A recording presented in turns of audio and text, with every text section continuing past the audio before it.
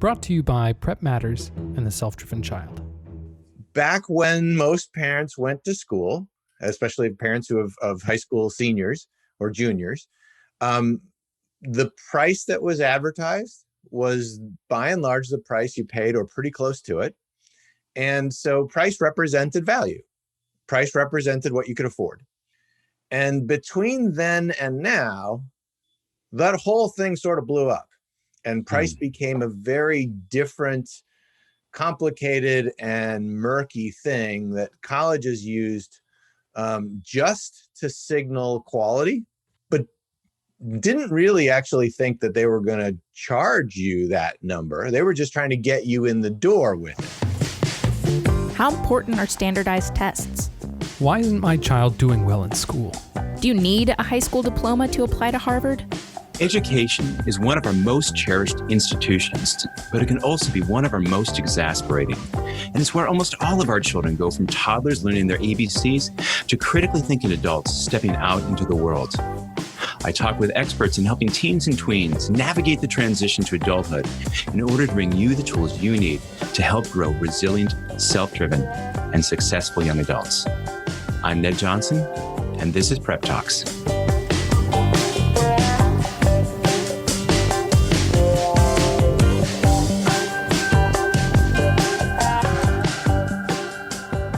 Mark Salisbury spent 25 years in higher education as a soccer coach, admissions counselor, data analyst, and academic administrator.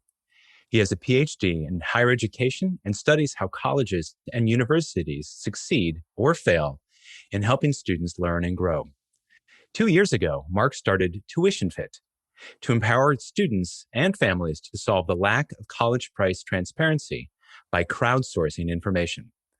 When he isn't working on TuitionFit, Mark is busy raising 2 boys, pedaling long distances on a stationary bike, and pretending to be an improv comic. Mark, welcome. Thank you. Delighted to have you with us.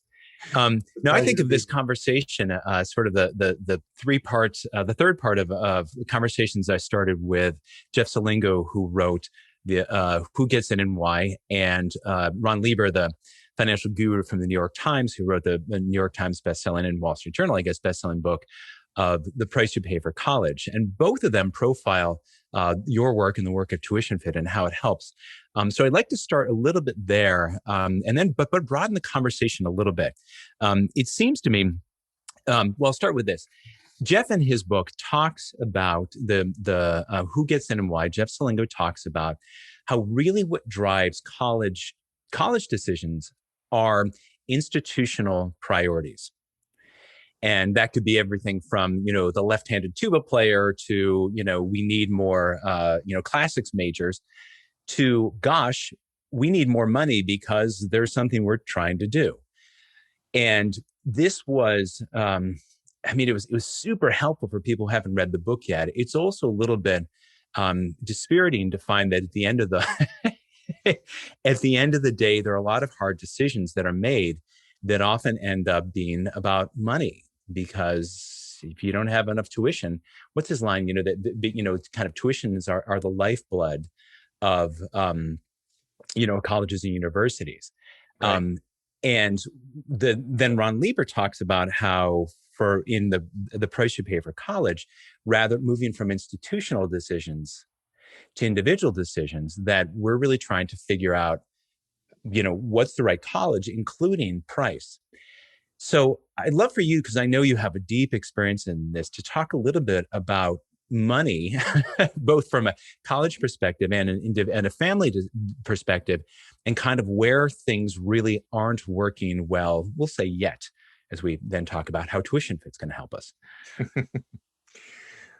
Yeah, it's been such a cool thing to see these 2 books come out in the same year.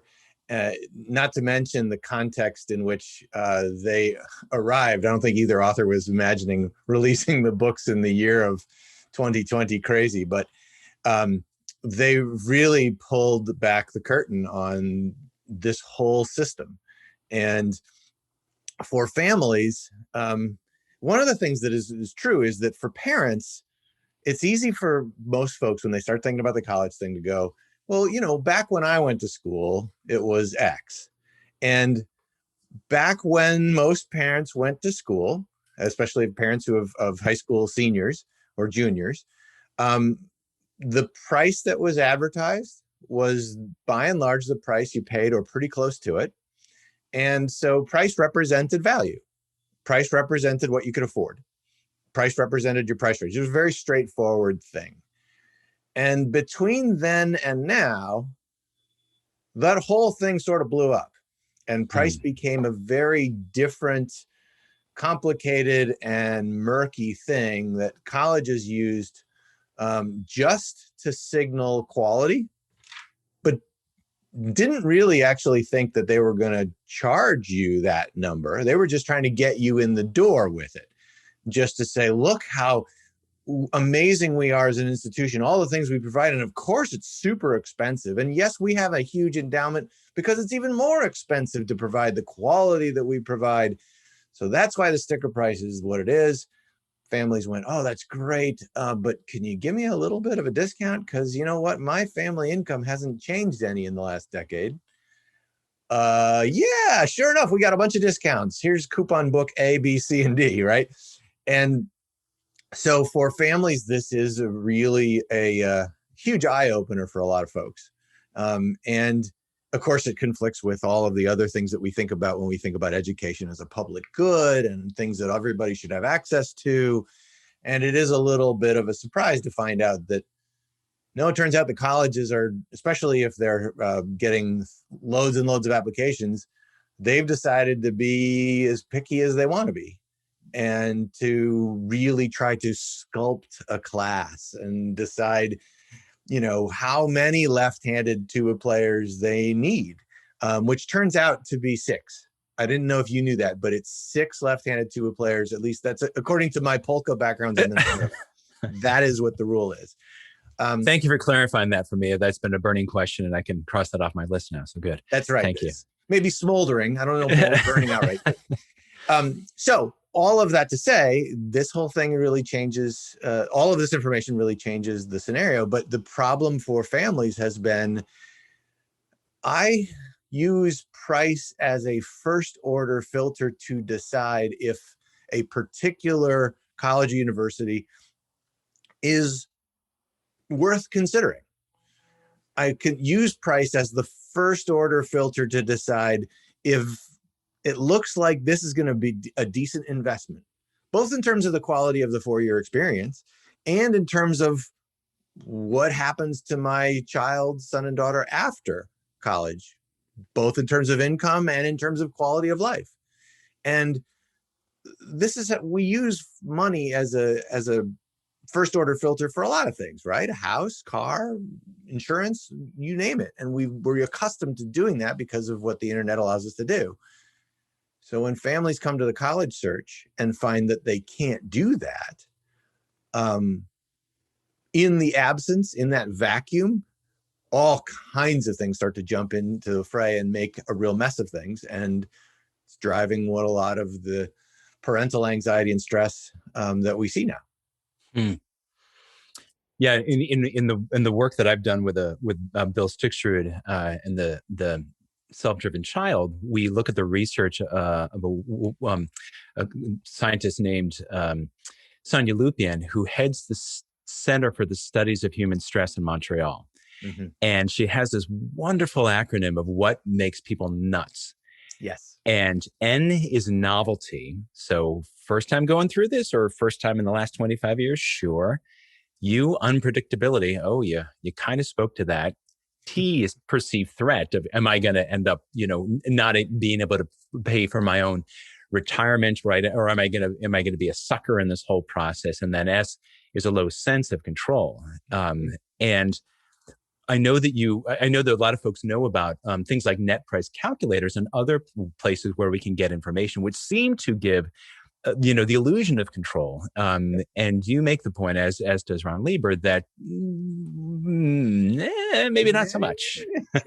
So tell us of control. Yeah, yes. The illusion of control. So tell us about what was the intent behind, because it's such a good point that price is awfully important, and for some people a little bit, for other people a lot, but certainly in terms of making wise decisions about how we allocate resources, that's kind of important criterion. So tell us a little bit about those net price calculators. What was the intent, and what did not get achieved? What's the problem with those? Yeah.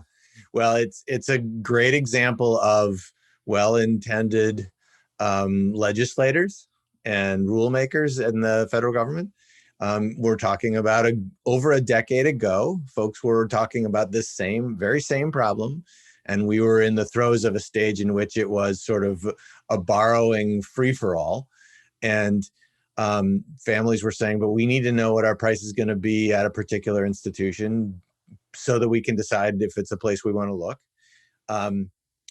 And so the Department of Education, the federal government said, well, I'll tell you what, we'll just require that every school put a net price calculator on their website. And net price calculator meant you can plug in your basic information as an individual, family, a student about financial need and about academic merit, because those are the two criteria that institutions use largely to determine price. And we'll then spit out for you what your price would be if we accepted you. Great, except there's a caveat at the bottom of every net price calculator that says, this is not binding. This is not for sure. Stuff could change.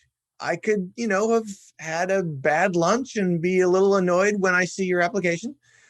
Who knows? But whatever your net price calculator tells you, I don't have to abide by it. And this was this classic moment of colleges were required to put this calculator on there, but they weren't required to be accurate and to be beholden to the results of that calculator. And so as a function of that, and you also made the point that those numbers are predicated, those predictions, as it were, are predicated on trailing data, right? Well, so there are a whole bunch of things that play into the net price calculators using prior year data to project for the future, because what the institutions have done over the previous summer is come up with a philosophy and a strategy for what they call leveraging financial aid, which is, in other words, it's a nice way of saying that's not a nice way, but it's just a complicated way of saying we're using the money to get the people we want to come to our school. And the same thing is true then for all of the tools that are not net price calculators, but are then online platforms that would predict your price. They're using 2- and 3-year-old data to predict what your price might be going forward. And that sets up a whole set of problems, which is a perfect storm when you add a, little pandemic and economic downturn, quote unquote, in the middle of it. It makes me think about like mutual fund prospectus, this kind of thing of past results are no guarantee of future returns. Right.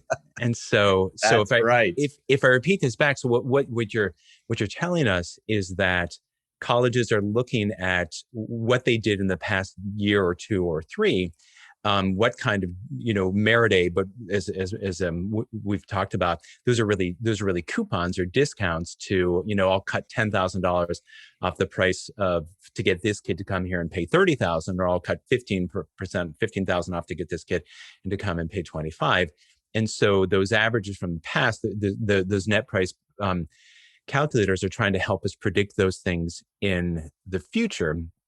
But as the circumstances change, as you point out, 2020 being, we hope, quite anomalous, we may be flying blind a little bit more than we were even years before. Well, there's two other things that add to that, or give it even more exciting nuance. Exciting might be in quotes. One, if you are shopping where price is a first order filter, right? That's one of the things that you've decided our price range is X. And so we need to find schools that are going to charge me X or less than that. you would want to go to one spot where you could run a search and then identify all of the schools that would charge you that. Mm-hmm. The net price calculator, individually located on every institution's website, means that for you to do that, you would need to go to every college's individual net price calculator, run the calculator, get a number, put it in an Excel spreadsheet, and then when you're done with that, filter it yourself to find out which ones are. Yes, everybody's going to do that on a Saturday afternoon because it's so much fun to play with Excel that way. No, nobody does that because that's crazy, right? And so the ordering of things, go to the school first to get their individual price, then go to the next school to get their individual price, doesn't line up with the way that the public would want to use price as a filter. The second problem is that because colleges want you to apply, and the net price calculator is something you do before you apply, their goal with the net price calculator is essentially don't scare you away from applying. So that doesn't mean they're not going to give you necessarily the hard, scary truth if that means that they don't get enough applications to then be able to go to the next stage of their admissions funnel. So there's a misalignment of priorities, values, interests here in how those net price calculators function for the school versus for the student and family. And as a function of that, the institution is, it's okay if we're a couple $5,000 off on the net price calculator. We were close from the institution's perspective, but our goal was really try to help you, encourage you to apply, because in most cases that means money into the admissions coffers, which pays to run the admissions office. And we saw that now with the jump in applications at all the selective schools this last year. That was a huge windfall for them. No wonder they're going to be test optional from now on. That's $1 million more in their coffers each year as a function of a whole bunch of more applications. The net price calculator sits in a place where it doesn't then serve the purpose that the public policymakers wanted it to serve, because it doesn't align with the interests of the public. So if I back that up, in some ways, one can make an argument that test optional, though there's a lot of good that comes out of it, has the incentive of making everyone, giving everyone the sense that I can apply, and we just make that many more applications, which by definition means fewer people, a smaller percentage of people will get in. So we're doing everything we can to open the door, in the same way that the net price calculators are probably inclined to be a little bit more of a rosy picture than may necessarily develop for all kids, because colleges and universities we're back to Jeff Salingo in his book, that institutions have an incentive to have as many people as possible apply for all the reasons, from US News to make sure we have enough people. And so this leaves families in a situation of great deal of uncertainty, right? Yes. There's a lot of information, but as a test prep geek, there's a line from used to be very common on the SAT, whereas an answer choice that would say, it was always answer choice E back when there were 5 choices, and it would say, it cannot be determined from the information given.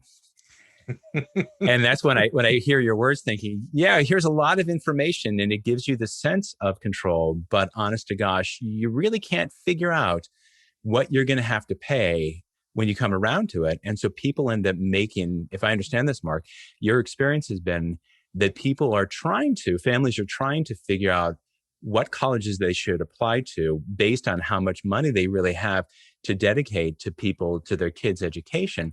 But honest to gosh, they don't fully know until they get to the end of the process. And here's where you got in. And oh, by the way, I hope you enjoyed the meal. This is what the price is actually going to be. Would you like an extra dinner mint? Right. Exactly. And this is one of the things that, there's such a great example of the psychological phenomenon known as choice overload at the early stage of the process, right? So many colleges, so many brochures, so many look the same. It's totally overwhelming. So just to keep your sanity, you just grab a list of schools you've heard of. And now all of a sudden, as Jeff Salingo talks about, you've now overly narrowed your list of schools and you've pinned yourself because now everything else is off the table. You're not looking at them anymore and you're just looking at these. You don't know what your price is going to be. Maybe you've done a few things to figure out whether you'll get in or not.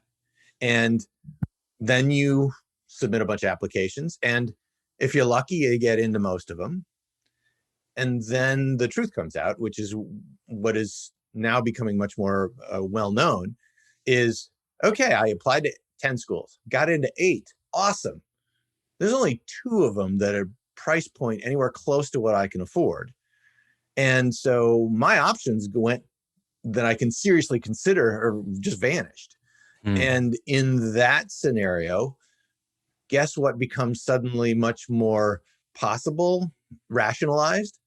Borrow a lot more to figure out how to pay for some of the other ones that you would have tossed out as a consideration if you'd known that information at the beginning. And you may very well have applied to a whole bunch of different schools had you known what the price was going to be, because you now have no options when you wished. And the whole point of having a multi-stage choice process is so that at the end of it, you have lots of choices and you are in control of your future. And you feel like, you know what? I know how to pick balancing the variables in any one of these things. And I know what stuff I'm going to have to add or give up on if I make choice A or choice B, but I'm comfortable with it because I know what I need to know. So let's talk a little bit about what gap TuitionFit is closing, and then what this means not just for us as individuals, but at almost a societal or structural level. So for people who don't know TuitionFit, can you give us the thumbnail sketch on what gap it closes? So all those prices that we all wish we knew, they're all in the financial aid award letters that students get every year by the millions. And they're sitting on kitchen counters all over the country. And the problem is they're sitting in piles of 1 or 2 or 3 or 5. And every student only sees 1 or 2 or 3 or 5. And that's the sum total of their range of options. So why don't we just find a way to share them all to one place and organize that data by the way that colleges generally organize prices? And we have essentially you show me yours, I'll show you mine free exchange, so that when you share what you've received from the colleges you applied to, you now get to see the hundreds of offers that students like you received from whatever colleges they got into. And it becomes a giant Kelley Blue Book for college pricing, where now you can see what other prices are out there. And you can then use that data from the very beginning of the process, because you can look at the previous year's prices to see what colleges are in my price range and set up a list that way. And then at the end of the process, now you know how to compare the prices that you do receive and sort of put them in context and say, you know what, that I could probably find a cheaper price, but I'm comfortable with this price because I know what I know and I can put it in context and see that, yeah, it's a fair price. I'm good with that. Or I'm going to go and make a phone call because I can see that the price I'm being asked to pay is outside the realm of what seems fair to me. And one thing that popped in mind for me, I don't know if you know the research in the book Scarcity, and basically what happens when people don't have, when people are pigeoned, right, or constrained by scarcity. And so that includes not only things like not having enough money, but also not having enough choices. I mean, you talked about the paradox of choice, not having enough choices and not having enough time. And it seems to me that if people can engage with a process, and I think TuitionFit handles this really nicely, by which they have that information at the beginning, we can have an actual understanding of price and not get hoodwinked, have that be a first order, that you say, a first order criterion to help us figure out choices. So that when we get to the end of our senior year and have to choose, we don't have 2 choices, and neither of which, is really optimal. Right. We have multiple choices that fit within us. And we're not stuck of choosing something that costs too much or something that provides too little. I'm so glad you brought in the scarcity research here, because it really is perfect for this particular scenario. And what families do now that they sort of know that that possibility exists down the road, and there's nothing they can do about it, is in the perception of nothing you can do about it in the college search process. Then what families do is all kinds of things to try to sort of protect against that threat. One of them is just to sort of say, well, I'm going to really just look at a certain set of schools that I know will be in our price range, even if they're really not a great fit for my son or daughter. Or I'm going to just go for the moon and then scramble to apply to 1 million scholarships. And if there's scams, so be it. But I'm going to do whatever I got to do to throw this thing together, as opposed to then being able to really be precise and find out that, in fact, there's not nearly the scarcity in the higher education marketplace that the public oftentimes thinks there is. But it's a function of, Can you talk a little bit more about that? Because that may, if people are only reading headlines, it may feel like, what is the Yogi Bear? No one goes there anymore. It's too crowded. I think Onion had something about Stanford drives admissions rate to 0, right? Yes, exactly. And very proud of that admission rate, by the way. Of 0. Understandably. They finally got there. That's right. So there are the schools that we've all heard of that have these incredibly low admission rates. And those numbers got blown out of the water this last year by, UCLA and NYU and other places that had over 100,000 applications. They didn't add any dorms. They didn't add any buildings. They are taking the same number of students that they would have in any other year. But now they've got twice the number of students to take from, right? But that is actually a very thin slice of what the rest of higher education looks like. On average, the acceptance rate across higher education is about 2/3, about 67%.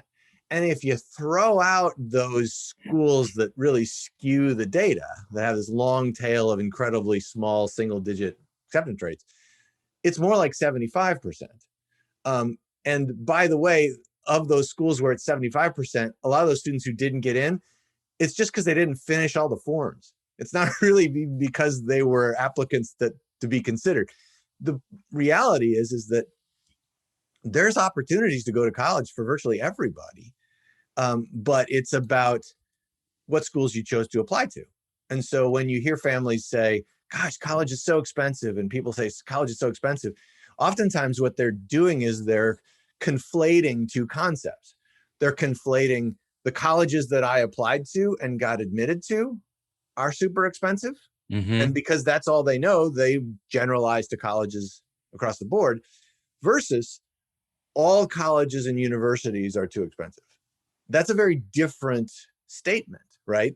But because we all do this sort of, we have a system that perpetuates the blind man and the elephant story, right?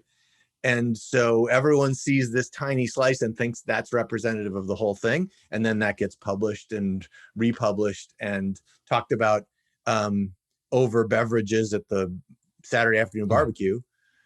That's now what people think. And the data doesn't really even support that. So I've seen your wonderful TEDx talk. Folks, you should watch this. And you can explain a little bit more about how the data doesn't support that. When we look at what, there's that kind of sticker shock and front of the paper kind of, oh my gosh, it's $1 million to go to college. Right. And you actually look at the data of what, not the cost of college, but the price that people actually pay, and what the numbers have been over the past, I think it's 20 years that you've done, but fill us in on what those numbers actually look like. Yeah, it is a really interesting thing when you dive into it. And there is a good and not so good story to be told here. Yes, the sticker prices have gone through the roof, right? They've just gone over the moon across the board. Private institutions were the first to do it. Then public institutions did it with their out-of-state prices. And then as public funding for public institutions started to dry up, even the in-state prices started to just go up. But that's not the price that students actually pay. And in the mid-90s, higher education policy folks started to track and say, wait a minute, this discount thing's starting to be pretty prominent. We should look and see what that is. And it was, 25% on average. And they're, oh, okay, well, now the discount rate on average across all institutions is about 55% off of this crazy sticker price. And what that means is on average, college prices have gone up about $250 a year, which really isn't all that much, except for this. Those are the averages. And average is a representation of a whole bunch of data points, right? And if the average is a representation of data points that are just barely to the left and just barely to the right, you're like, okay, that average is pretty representative. But if that average is a representative of data points from $0 to $80,000, and that average is 35,000, well, that's for 1 year of college, by the way. Now, all of a sudden, you can be $10,000 on either side of that average easily. And that has massive repercussions for a family, right? Yeah. So that is where the mess has been created, that has made all of these numbers that get collected every year kind of not so helpful for the individual family. It makes me think, if you've read Todd Rose, The End of Average, that, basically no one lives the average. Right. So if that's a terrific insight, Mark. And do you happen to know, can you talk about, okay, there's this average, which has gone up just a little bit, and we can all feel like we could swallow another $250 a year. But clearly there must be people who are winning and people who are losing. Mm-hmm. And when we get off that average, who's losing in this process? Who's winning in this process? Yeah. Who's getting stiffed with a college education that's more than they can handle, right? Or more than they should be paying? Is there data on that? Well, certainly the folks for whom they're in the top 10% of income brackets, for them, things are not nearly so dramatic as folks who are scrambling to figure out how to pay a rent every month, right? And there's been some really interesting research in trying to assess what proportion of institutions, colleges and universities are affordable for the lowest income brackets. Mm-hmm. And there's still a decent percentage of institutions that meet that bill, but they're not evenly distributed around the country. There's a bunch of states where there's not a single institution that meets that qualification. And the folks that oftentimes get the most pressed or the most squeezed by this are the families in the sort of muddy middle, right? Where they're in social situations, communities where there's a lot of expectations to go to college. There's a lot of expectations to sort of be able to say, I was accepted into a school that you've heard of or somebody else has heard of. And there's a real sort of failure Hester Prynne tag to saying, like, you didn't get to go to college, right? It wouldn't be an A. I don't know what letter it would be, but you know what I mean, right? Yeah. And so under that pressure to be able to say, not only are we going to college, but our son or daughter is going to college that you've all heard of, folks do what we talked about earlier and narrow their list of colleges early and create a list that is names they've heard of. And then in doing so, what they don't know they've done is pin themselves so that their options of what they can afford or what's in their price range, what's reasonable for them, has now gotten to be very small already. And then they get to March and April of senior year, they get accepted, they get a couple of award letters back. And after shuddering, it's okay, well, we got to figure out a way to pay for this. And rationalization kicks in and a little bit of panic. And next thing you know, they've borrowed a Parent Plus loan. They've done a bunch of extra stuff. They've taken out a second mortgage on the house. They've borrowed against their retirement. And everything's banking on that son or daughter having a salary enough to pay back those loans. When the student's sort of I think I might major in the humanities. Uh-oh.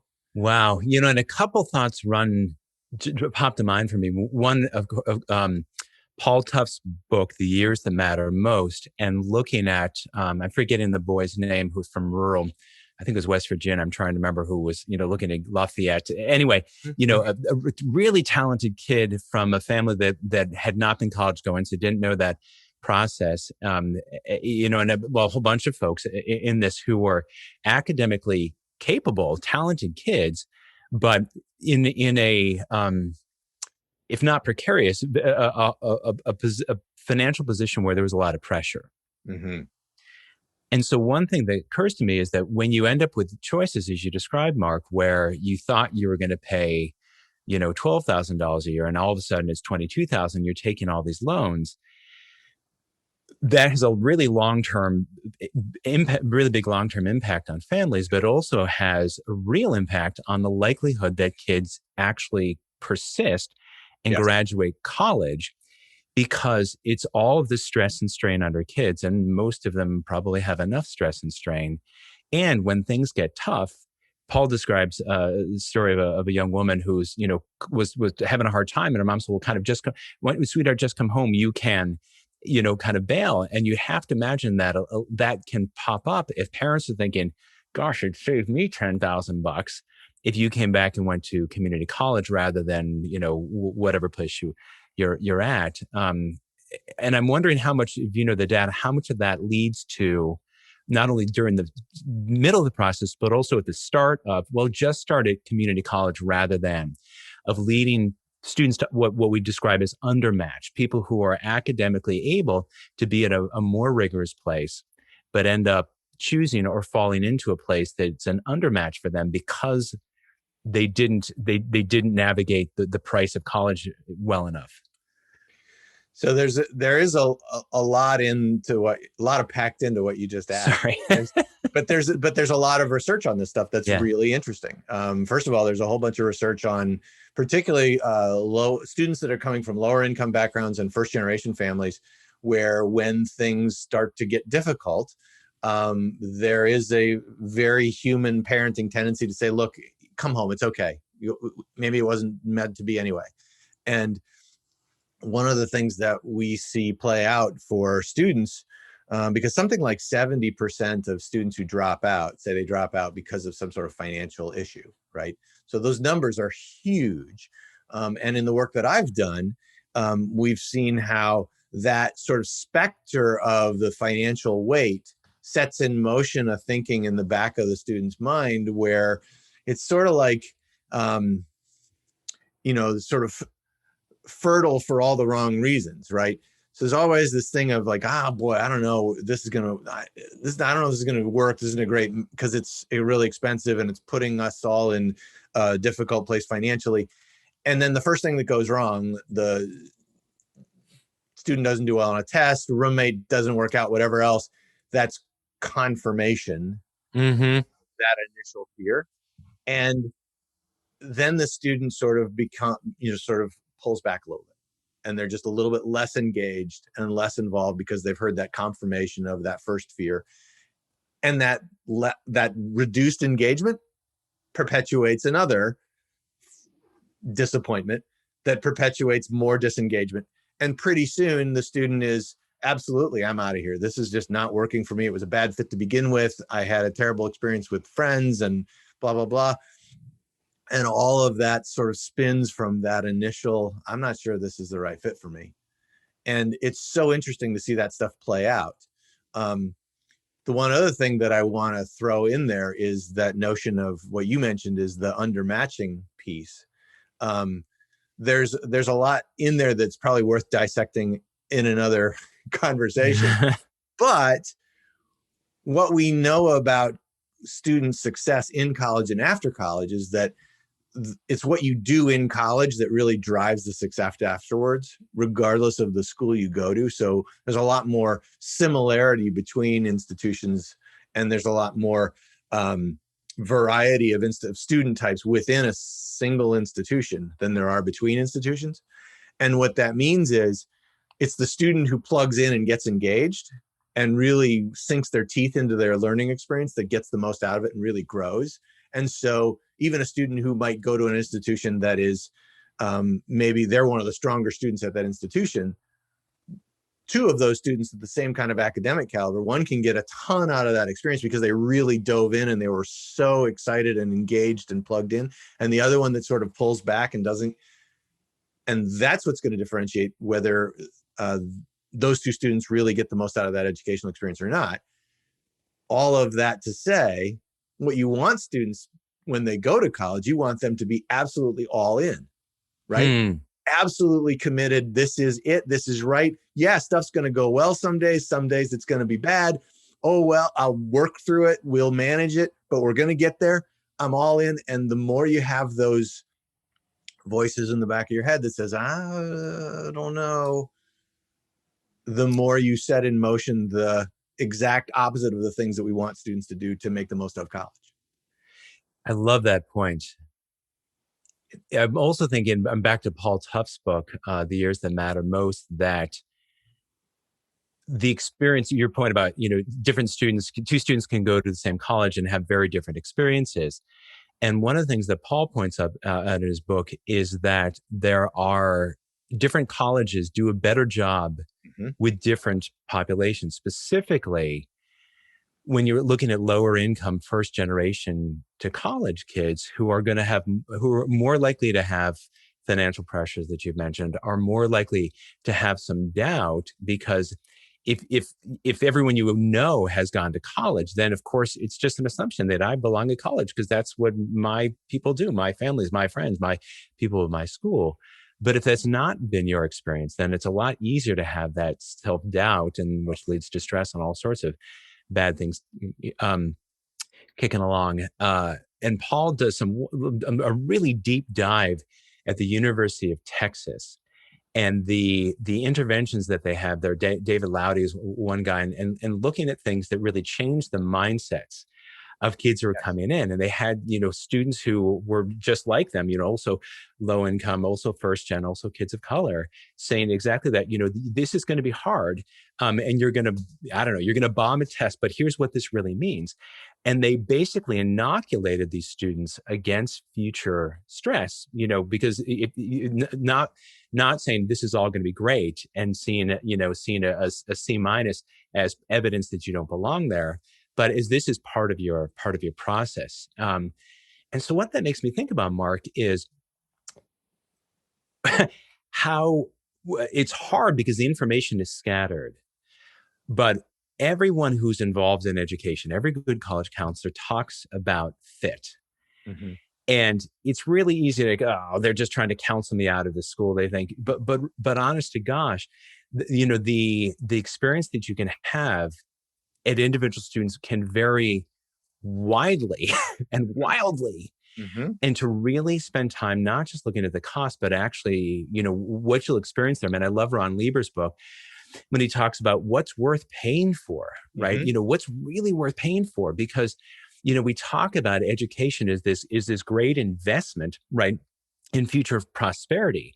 Well, as anyone who's been, ever invested, not everything goes to the sky. Sometimes you invest and that's a clunker, and well, that was $1,500 I could have spent in another way. And when we look at the enormous cost of college, to really be thinking about what are we putting into this? How much can we put into this? How much makes sense given that I'm, 53 and I need to retire and I need to put money away, as well as what do I want to get out of it?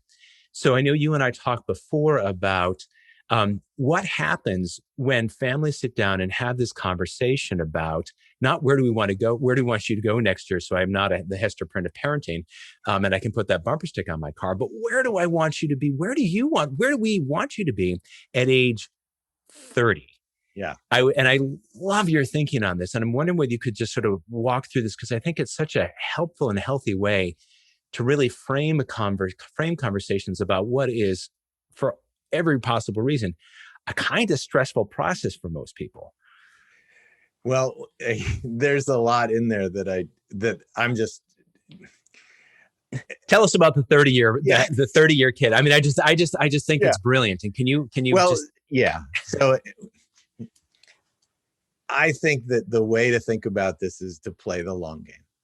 And to do that is to be successful in any sort of complex endeavor. It start with the end in mind. And I think the end that is really valuable is, and I picked the number 30 because it's easy to spell. Um, but that's a point at which, when, as a parent, and I have a 20-year-old son. So I'm okay, 10 years out from now, when he's 30, okay, where do I want him to be? Not geographically and not socioeconomically, but where do I want him to be? Just big picture as a person. And I imagine several things. I imagine that he's, sort of well into a couple of stages into really finding out who he is, his purpose, his the thing that gets him up in the morning, the thing that really drives him to do good, to help others, and really have a sense of who he is and how he's contributing both in his small circle and then broader circle. And that might be with a family, it might not be, but it's very much sort of thinking about who he is and what he has the opportunity to do. And then with that is inevitably becomes, what's his financial situation like? Is he in a position where if a great opportunity came up to him out of nowhere, he's in a position to say, you know what, I can chase that even if it doesn't pay what I'm making now, because that could really make a difference for people? Or is he in a situation that says, you know what, I'm paying $1,800 a month in loans that I owe for another 10 years. I'd love to do that, but I can't. Which of those do I want for him? And of course, I want him to be in a position where he has that kind of flexibility and freedom. I'm not saying I want him to live in a huge mansion on a coast somewhere. I'm just wanting him to have that kind of flexibility in life. So if I walk it back from age 30 and that sort of rough out of my own son, and I get to age 20, let's say 23, we're just finishing undergrad. Well, what does that need to look like in order for us to get to 30? Well, he needs to have learned a lot in college, learned a lot about a lot of really interesting things he didn't know anything about, and learned a lot about himself and grown up a lot and learned more about what makes him tick and what makes him click with others and what makes it hard for him to click with others when that happens and how to deal with that. And I want him to be in a position where financially, he's not looking down the barrel of 20 years of crazy debt.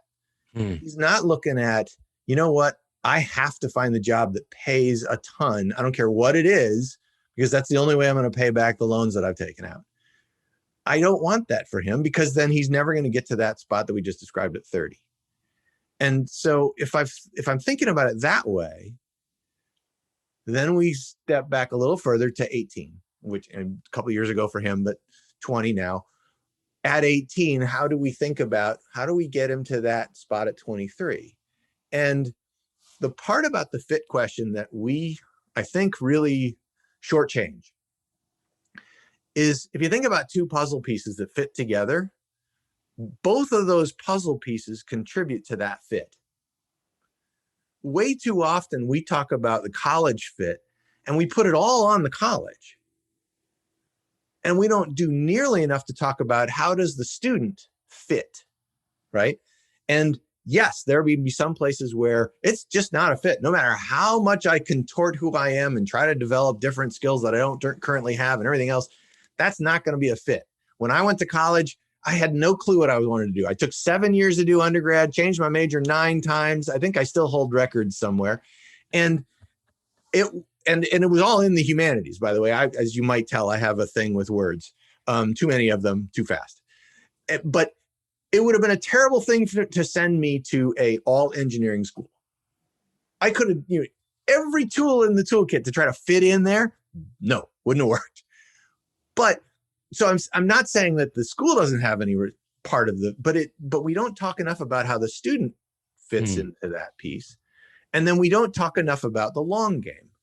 And if you think about this in terms of the long game, and you think about it in terms of the kind of person you want that student to be when they finish college, one of the things you want is you want them to be resourceful, to have real sense of agency, and have some sense of control in who they are and where they are going and what they can become.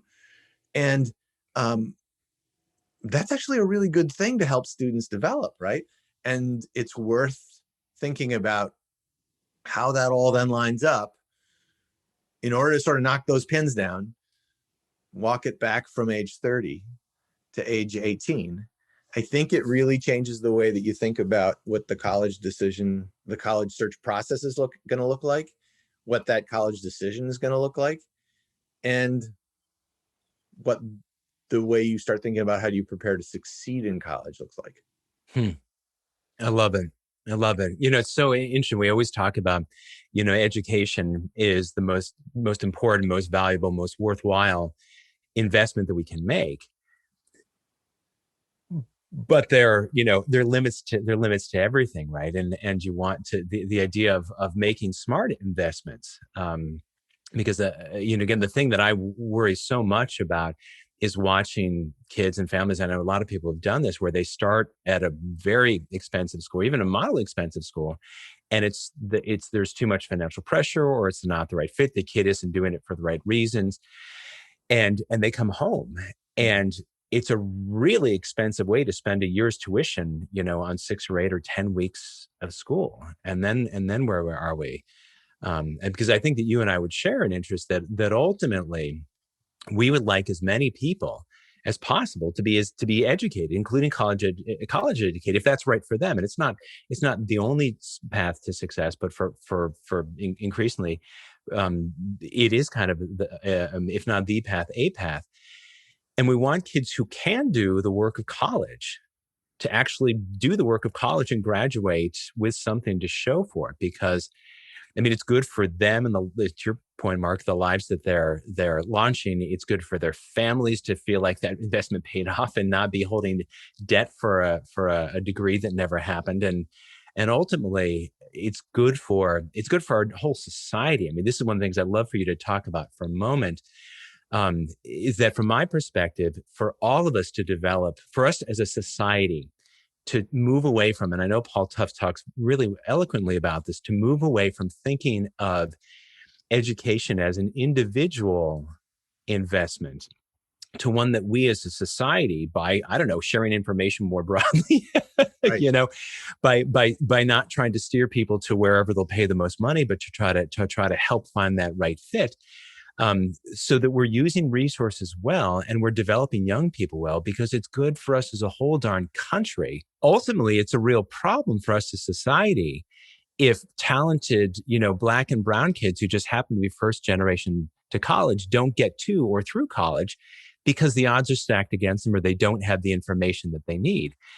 And it's a problem if kids go to the wrong college because they just think that they should and they don't know what to do. It's just, ultimately, for us to develop all the talent, whether it's minimal talent or it's high talent, to develop this for all of us as a society, it's got to be better for us as a capitalist, democratic, country.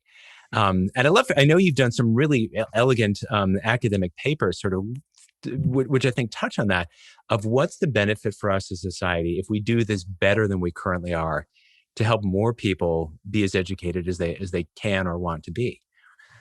Well, we need higher education now more than ever as a society. Just to be a functioning democracy, we need education. And we need education to be something that really does help people experience mobility socially, economically, in all kinds of different ways. And the reality of the times that we're in right now, we need education. We just need it. And we need it in a way that really does develop a person fully. It's great to have boot camps, and it's great to have mini certificates. Those are wonderful things to do and have, and we should keep doing that. But that can't replace the much more in all-inclusive experiential learning that in-depth learning experience can be. 4 years of college, 2 years of college. The other thing, you mentioned this just very briefly, and in my head, I was thinking about, we can't have a system where low-income, first-generation, historically marginalized groups can't access education, or when they access it in such a way that the financials or pressures are such that they don't finish.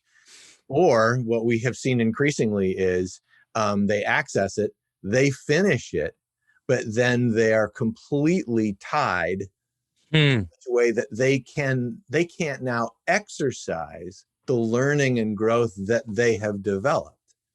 And that is They're indentured graduates. in many ways, that is exactly what we see for a whole generation of people that are now in their 30s and 40s. And it's a pretty sad thing to see that. So this is where higher education folks, I love them, spent 25 years in that world. But the institutions are not made to change. They just aren't. They just aren't designed to be able to be nimble and shift and adapt to the world that we live in now. We as a public, we have, I think, a responsibility to help higher education institutions change, and because we need each other.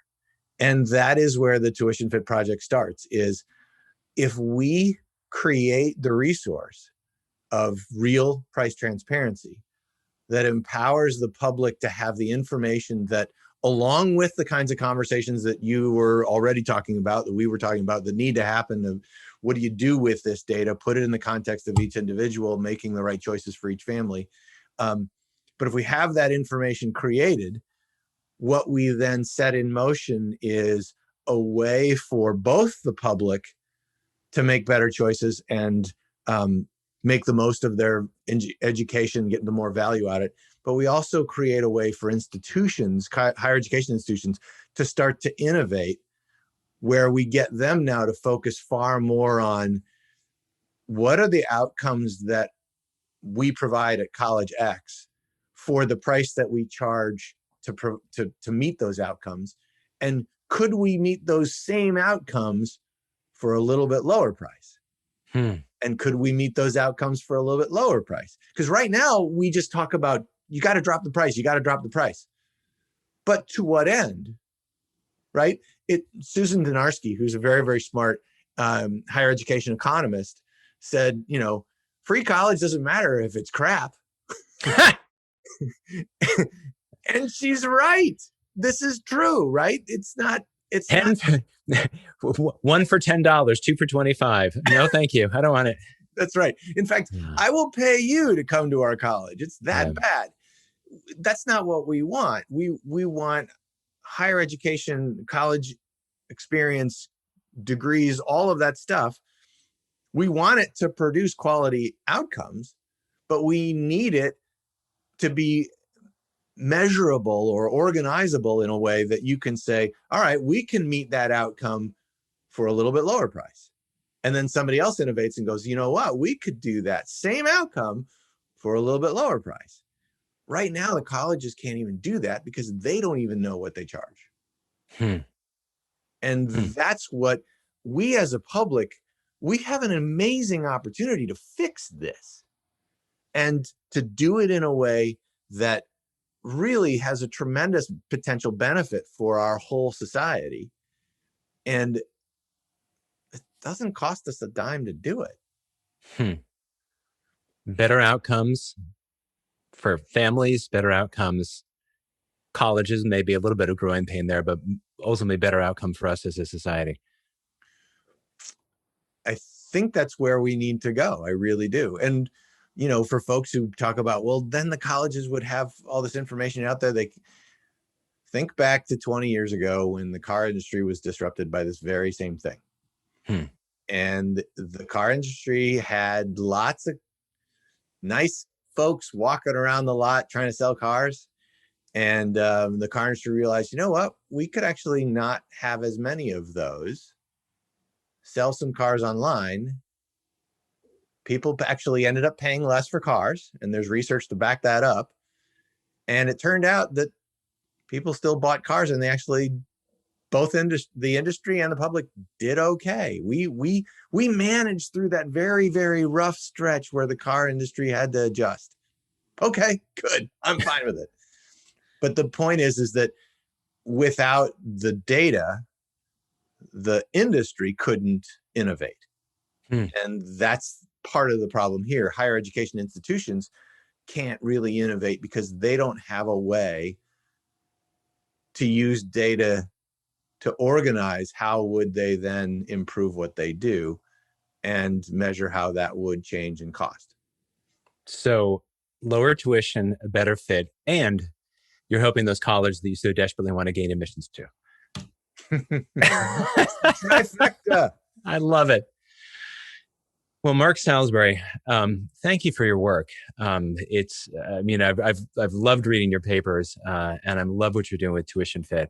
As a guy who's sort of an aerstats educator with all this test prep stuff, I remain keenly interested on bigger and more important questions like the ones that you are grappling with and more importantly trying to solve. So thanks for making time for us, and thanks for the work that you are doing with TuitionFit. Thanks for the really kind words, and I really appreciate the conversation. It's just so much fun to have chats with you, and I'm looking forward to many more. As am I.